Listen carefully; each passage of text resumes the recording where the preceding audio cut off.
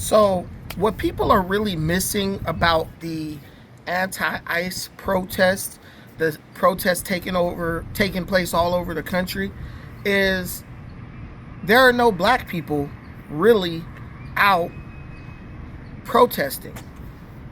And so, because there are no black people protesting, you have the white liberal, mostly elderly, because if you look at the protesters, they're all over 50. 40 might be the youngest I've seen in all the videos that I've watched, but they're all elderly. So there is a concerted effort to bring or draw African American or black people into the protest because what did we learn from George Floyd? The narrative, the socialist narrative, the racism narrative, it does not hit the same unless you got a black body to string up or to post up like Jesus on the cross to galvanize people all over the country, to basically take people in a mental time machine back to the 60s, the 50s, the 40s, or back to segregation or slavery.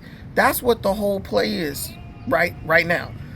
Renee Nicole Good, I mean, she was I would say she was something of a, her death was something of a catalyst, but, it still had the criminal component to it because she was doing something she had no business doing, and that resulted in her death. But I'm telling you, don't nothing hit harder than a black body. This is basically what BLM built an empire off of. The corpses of black men and women who were killed by law enforcement. You saw the situation with George Floyd, even though he's a man, even though he was on drugs, even though he may or may not have been overdosing on fentanyl, his death was enough for people to act a fool and basically destroy major cities all across the country. Nothing hits like a black corpse. Nothing. That is why right now, when you see these white middle-aged liberals trying to ignite George Floyd or Summer of Love type situation leading up to the midterms, they seriously are in need of a black body. They really need black people to get involved, because unless black people get involved, you can't get the imaging or the imagery that they need. You can't get black people being beat by police. That's one. Rodney King takes people back to Rodney King, civil rights, and the what I would call the ultimate prize.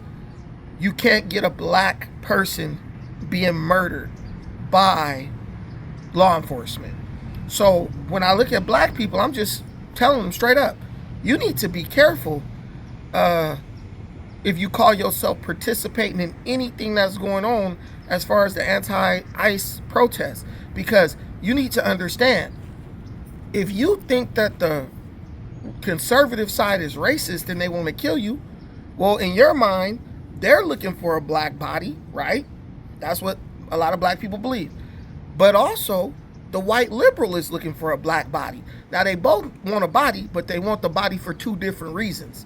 Either way, it's going to result in one of us or a group of us dying to further the cause, further their cause. If you look at the situation with George Floyd, I tell people all the time, George Floyd died. Black folks burnt down their own communities. That happened. What's actually funny is I watched the show The Upshaws with our boy, what's his name? Mike Epps.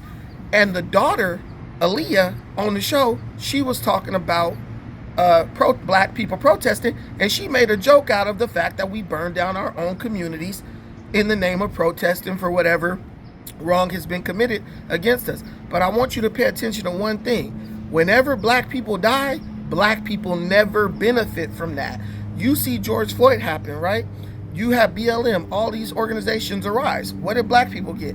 I know the leader of BLM, Patrice Cullors, she got a really impressive real estate portfolio, but what did the average black American get? Nothing. Ultimately, the person who benefited the most off of George Floyd's death was Joe Biden, a basically incompetent politician for all his 40 years in in the United States administration.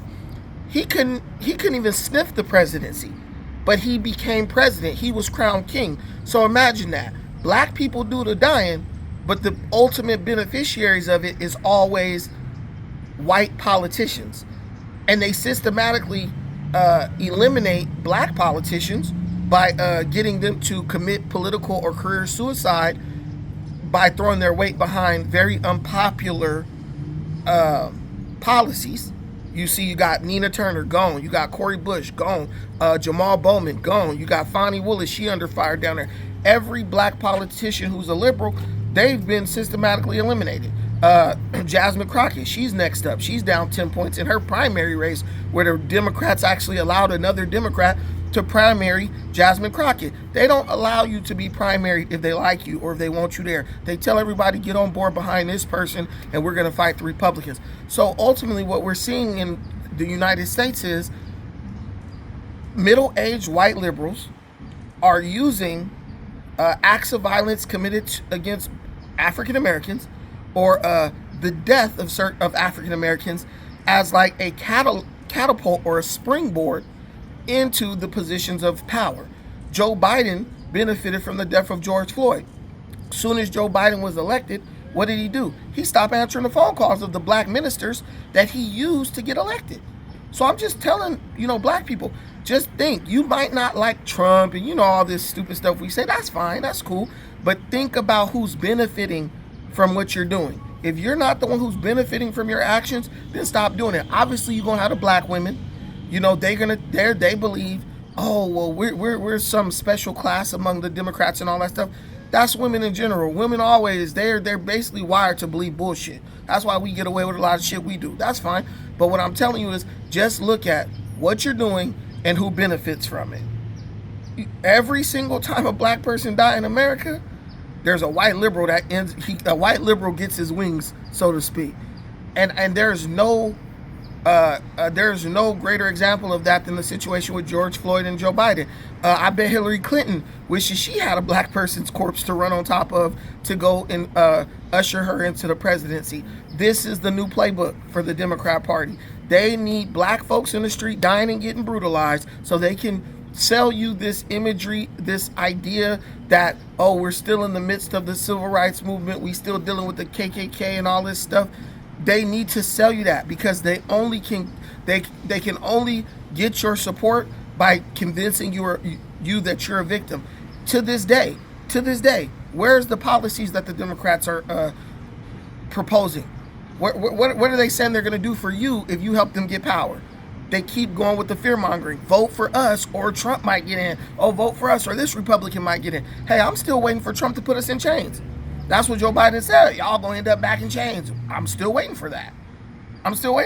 This guy's almost, he's like a quarter through his second term. We still ain't in chains yet. I say African American people, man, keep your ass out of it. It's not your business. Illegal immigrants are illegal for a reason. They knew the risk that they were taking when they came over here. They knew that one day they could get that knock on the door and it'd be ICE or Department of Homeland Security. Let them deal with what they already knew could potentially happen.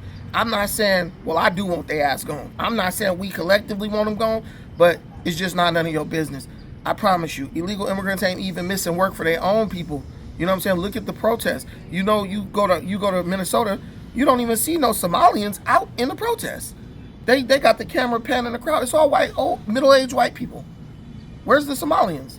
The Hispanics. Yeah, you got Hispanics out here in LA, but it's legal Hispanics protesting. The illegal ones is at work.